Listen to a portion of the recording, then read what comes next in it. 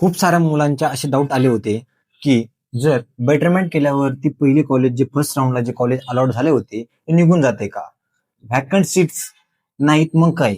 आता जी कॅपराऊंड 2 साठी जी vacant seat matrix आलेली आहे त्यामध्ये काही कॉलेजमध्ये व्हॅकंट सीटच नाहीत, तर मग काय त्या कॉलेजला आपण ऍडमिशन घेऊ शकतो का नाही, ते कॉलेज लागू शकतं का नाही, असे खूप साऱ्या विद्यार्थ्यांच्या मनात असे डाऊट आहेत. ते सर्व डाऊट आपण या व्हिडिओमध्ये क्लिअर करणार आहोत आणि त्यानुसार आपण सेकंड राऊंडला कशी लिस्ट तयार केली पाहिजे ते पण या व्हिडिओमध्ये आपण कव्हर करणार. चला तर मग स्टार्ट करूया. तर सर्वात पहिले आता बेटरमेंट केल्यावर पहिले कॉलेज जातात का? जर बेटरमेंट तुम्ही केली असेल, जर तुम्हाला कॅपराऊंड 1 मध्ये एखादं कॉलेज अलॉट झाले असेल आणि आता तुम्ही कॅपराऊंड 2 मध्ये जाणार असाल, ओके, जर कॅपराऊंड मध्ये तुम्हाला कॅपराऊंड 1 मध्ये एखादं कॉलेज अलॉट झालं तर तुम्ही कॅपराऊंड 2 मध्ये गेल्यावर ते कॉलेज तुम्हाला भेटते का? जर आता तुमची लिस्ट तुम्हाला फर्स्ट राऊंड मध्ये डी.वाय. पाटील कॉलेज लागली, ओके, आणि डी.वाय. पाटील लागतोय कोणी तुमचा हा लिस्ट 20 नंबरला होता कॉलेज, कॉलेज ENTC होतं या कॉलेजचं, ओके. आता समज हे तुमची लिस्ट आहे, लिस्ट मध्ये 1 2 3 असं 20 नंबरला डी.वाय. पाटीलचं ENTC होतं, डी.वाय. Patil ENTC, okay.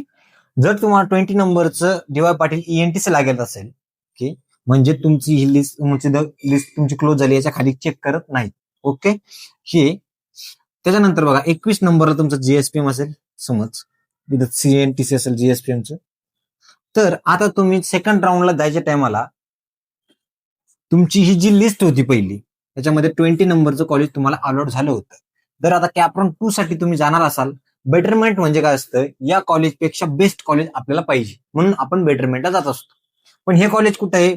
21 नंबरला आहे, डी.वाय. पाटीलच्या खाली आहे, ओके.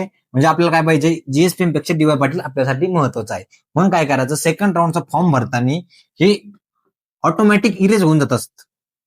जर तुम्ही फॉर्म फक्त पुढे प्रोसीड केला, ओके, सिस्टम याला निग्लेक्ट करून टाकतं जर तुमचा फॉर्म फिल केलेला असतो.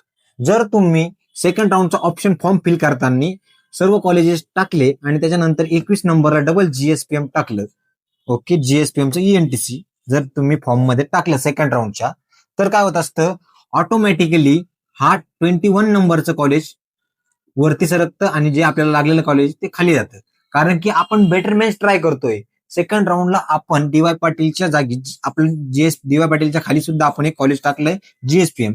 तर सेकंड राऊंड मध्ये काय होणार, तुम्हाला जे पहिले कॉलेज अलॉट झाले आहे असं सिस्टम समजून जाते की जे तुम्हाला पहिलं कॉलेज लागलं आहे ते GSPM पेक्षा खराब आहे, ओके, असं सिस्टम समजतं. म्हणून काय होतं, ऑटोमॅटिकली GSPMचं ENTC हे 20 नंबरला जाईल आणि जे डी.वाय. पाटील कॉलेजचं ENTC आहे ते लास्टला येऊन जाईल. तुम्ही केवढी पण लिस्ट तयार केली, लॉंग लिस्ट तयार केली, समज 20 कॉलेजेस ठेवले किंवा 25 जेवढे पण ठेवले, लास्टला जेवढे तुम्ही कॉलेज ठेवले त्याच्या लास्टला हे कॉलेज येऊन जाणार आहे. जे तुम्हाला फर्स्ट राऊंडला कॉलेज अलॉट झालं होतं डी.वाय. पाटीलचं ENTC ते लास्टला इथे येऊन जात असतं, ऑटोमॅटिकली येऊन जाते. त्याला तुम्हाला पुट करावं लागत नाही किंवा ऍड करावं लागत नाही, असं काही करावं लागत नाही. Automatically DY. पाटीलचं ENTC लास्टला येऊन जातं तुमच्या लिस्टमध्ये. कारण की तुम्हाला वरती ज्या लिस्ट मधील कोणतंही कॉलेज लागलं नाही तर ऑटोमॅटिकली तुम्हाला हे कॉलेज अलॉट केलं जातं, रिटर्न वापस केलं जातं. तुमचं बेटरमेंट केल्यानंतर तुमचं जे फर्स्ट राऊंडला कॉलेज लागलेलं होतं ते निघून जात नाही. त्यासाठी कॅपराऊंड 2 साठी तुम्ही जी लिस्ट तयार करणार आहात ती अशी लिस्ट तयार करा की त्याच्यामध्ये आपण जे 20 नंबर्स कॉलेज टाकले होते आपण फर्स्ट राऊंड मध्ये, त्याच्या खाल्ले कॉलेजेस म्हणजे लिस्टच्या 21च्या नंतरचे कॉलेज आपल्याला सेकंड राऊंडच्या लिस्ट मध्ये घ्यायचे नाहीत. आपल्याला बेटरमेंटला जायचं आहे, खाली यायचं नाही. बेटरमेंट म्हणजे डी.वाय. पाटीलचं ENTC आलं होतं तर आपण IT चूज पेपर करू शकतो, CS बघू शकतो. याच्या वरले कॉलेजेस जे आहेत त्याच्यासाठी आपण ट्राय करू शकतो, पण त्याच्या खाल्ले कॉलेजला आपल्याला ट्राय करायचं नाही, कारण की आपल्याला बेटरमेंटला जायचं, ओके. म्हणजे तुमचं बेटरमेंट केल्यावरती कॉलेज जातंय, हाचा पहिला क्वेश्चन होता, हा संपलेला आहे की कॉलेज जात नाही म्हणून, ओके. त्यानंतर सेकंड असा क्वेश्चन आहे, व्हॅकंट सीट नाहीत म्हणून. आता सेकंड राऊंड साठी सीईटी सेलच्या ऑफिशियल वेबसाईट वरती सेकंड राऊंडची मॅट्रिक्स आलेली आहे. कॅपराऊंड 2 साठी व्हॅकंट सीट कोणकोणत्या कॉलेजमध्ये आहे, तर मग ते कॉलेज भेटणार का? नाही भेटणार. ज्या कॉलेजमध्ये सीट नाहीत ते कॉलेजमध्ये तर 100% भेटतं. तर कसं बघा, काय होतं, जर एखाद्या विद्यार्थ्यांना स्टुडंट 1 आहे, ओके, आणि हा स्टुडंट 2, ओके, हा स्टुडंट 1 ला COVPचं ENTC लागलं, ओके, आणि हा बेटरमेंटला गेलेला आहे. कोण? स्टुडंट 1 हा बेटरमेंटला गेला आणि याला सेकंड राऊंड मध्ये सीओपीचं एआय लागले. ओके, हाच विद्यार्थी स्टुडंट 1 लाच सेकंड राऊंड मध्ये कॅप 2 मध्ये सीओपीचं एआय लागलं, एआय ब्रँच ही अलॉट झाली. मग ही काय झाली, सीट वॅकंट झाली सीओपीची ईएनटीसी, आणि ही तर वॅकंट सीट नव्हती, मग ही काय झाली, वॅकंट होऊन जाती. म्हणजे तुम्ही जी सीट मॅट्रिक्स मध्ये वॅकंट सीट नाही त्या कॉलेजला सुद्धा अप्लाय करा. जर एखाद्या विद्यार्थ्यांची बेटरमेंट झाली तर ती सीट खाली व्हॅकंट राहते, मग ती तुम्हाला भेटण्याचे चान्सेस जास्त वाढतात. ओके, कारण की मुलं काय करतात, वॅकंट सीट नाहीत म्हणून कॉलेजला अप्लाय करत नाहीत, म्हणून कट ऑफ कमी येतो. हा सगळ्यात मोठा पॉइंट आहे. हा सर्वात मोठी मिस्टेक आहे मुलं करतात, की ज्या कॉलेजमध्ये वॅकंट सीट नाही त्याला अप्लाय करत नाही. असं करायचं नाही. ज्या कॉलेजला वॅकंट सीट आहे किंवा नाही ते आपल्या कट ऑफ पेक्षा जास्त असेल तर त्याला आपल्या लिस्टमध्ये ठेवायचं, आणि जे चांगलं कॉलेज आहे त्याला नक्की ठेवायचं. ओके, जर तिथं सीट व्हॅकंट असू किंवा नसू, आपल्याला 100% ते आपल्या लिस्टमध्ये असलं पाहिजे. त्यांनी काय होणार, की जास्त विद्यार्थी सेकंड राऊंड मध्ये असं विचार करणार की या कॉलेजला व्हॅकंट सीट नाही म्हणून आपण लिस्टमध्ये ठेवायची नाही, कारण की लागणार नाही. पण लागू शकतं, कारण की एखाद्या विद्यार्थ्याची जर बेटरमेंट झाली तर याला ईएनटीसी होतं फर्स्ट राऊंडला, सेकंड राऊंडला जर याला एआय लागलं म्हणजे सीट व्हॅकंट झाली, आणि सीट मॅट्रिक्स मध्ये तर ईएनटीसीला जागा नव्हते असं म्हणतात ना, तर इथे सीट व्हॅकंट होऊन जाते. मग त्यासाठी काय करायचं, तुम्ही सीओपीचं ईएनटीसी तुमच्या लिस्टमध्ये ठेवायचं. असं फक्त एक्झाम्पल आहे, तुम्ही असं सर्व कॉलेजचे करू शकता.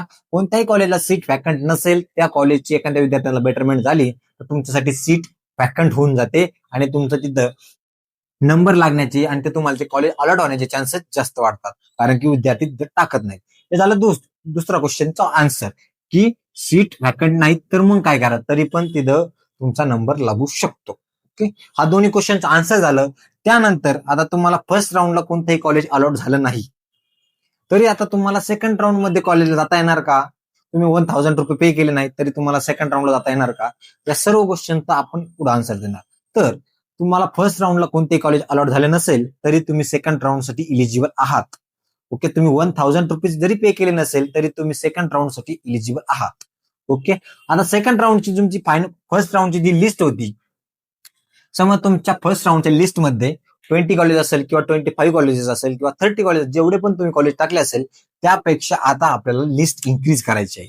कारण की आपण जी पहिली लिस्ट टाकली होती त्या लिस्टमध्ये तर आपल्याला कॉलेज अलॉट झालं नाही, तर मग काय करू शकतो आपण, तर आपण आपली लिस्ट इन्क्रीज करू शकतो, आपण एक्सटेंड करू शकतो, तिला वाढू शकतो. तर बघा कसं आहे, जर आपण आपली लिस्ट होती 1 to 20 कॉलेजेस पर्यंत, तर आपल्याला तीच पुढे 40 कॉलेज पर्यंत घेऊन जायची.